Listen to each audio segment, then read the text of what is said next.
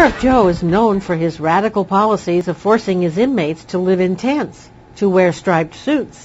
Why did he come up with the idea of using tents? I just had an idea. You build a hotel, more people would check in. I just want to put more people in jail. I figure if I have tents, I can put more people in jail. I have that vacancy sign. I put that up 8 years ago. I will always have room. There will never be an excuse. I will never release people early from the jails or put a no vacancy sign up. I will never do that. If I have to put 1 million tents up, that's what I'm going to do. We have about 10,750. Broke our record last month. I don't have a defeatist attitude. I hope more come. I want to outgun Sheriff Baca. I want more people. Tell them to let them out. Come here and I'll lock them up. His detractors criticize his tents as hot and dangerous, where inmates can kill each other or perhaps easily escape. It gets hot there. I have to agree with you. It's 141 degrees in the tents last week. But you know what? I don't care. You know what my answer is? Our men and women are fighting for our country in Iraq. They didn't commit any crime. They defended our country. So you think I worry about these convicted criminals complaining about the heat? These tents have holes in them, Sheriff. You know what my answer was? Who cares? It doesn't rain in Phoenix. Put them under the stars instead of behind bars. So I care about a few holes. They're Korean War tents. What do you expect? Korean War tents. Free. I got them for nothing. Put them up for nothing.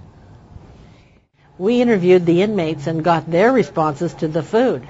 Every one of them told us they didn't like it. Not at all. You know what it costs to feed the inmates? How about 30 cents a day? A day. Now, you want to compare that with anybody else? You think California is 30 cents a day? And we only give them 2 meals.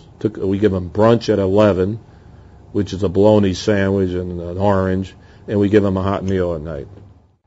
How about entertainment? We asked the sheriff, isn't he required by law to provide some form of outside entertainment for the inmates? When I took office, they were showing the inmates R-rated movies.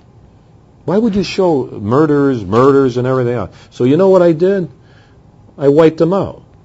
Except for 3. I decided to show them Lassie Come Home, Old Yeller, and Donald Duck, just for kicks, get the mind. They hated it. Wiped it out.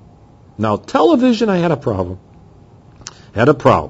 Because a judge said 20 years ago you have to show them TV. Never said what to show. So I pumped in Cox Cable, paid by the inmates, not taxpayers. I became the TV guy. I decide what to show them. Years ago, the judge never said what to, so I wiped everything out. I show them the Weather Channel. Why the Weather Channel? I'll tell you why. Because they can watch it snowing in Canada, New York, and when they get out, they'll take a one-way ticket up there and never come back. That's number 1. I do show them the Food Channel, so they learn how to cook with the French cooks and all that. I do show them C-SPAN, so they have to watch all these politicians on C-SPAN. With all of these austere conditions and hardline restrictions, he must get a lot of negative feedback from the inmates. We ask him if he's concerned about the negative way the inmates receive his policies. I don't care how they receive it. What difference does it make? How they like it or they don't like it doesn't bother me. As far as recidivism, some keep coming back. But I'll tell you one thing, the mothers call me, fathers call me. They call me when they're out. Thank you, Sheriff. Thank you. My kid just got out of your tents. He hates it. Never come back. Music to my ears when I hear that all the time. Never come back. So is all of this gruff and insolent attitude merely posturing? Full disclosure asked Sheriff Arpaio if this is a purposeful front intending to discourage recidivism. Is he really a nice guy? I am a nice guy, but I do it for the benefit of the inmates. I want to make it tough so they don't want to come back. Now he's deputizing civilians and organizing them into posses who are legally empowered to arrest illegal immigrants. Full disclosure interviewed a member of the posse, Giles Liddell II, who was just about to go on patrol. We asked Giles why he volunteered to join the sheriff's posse.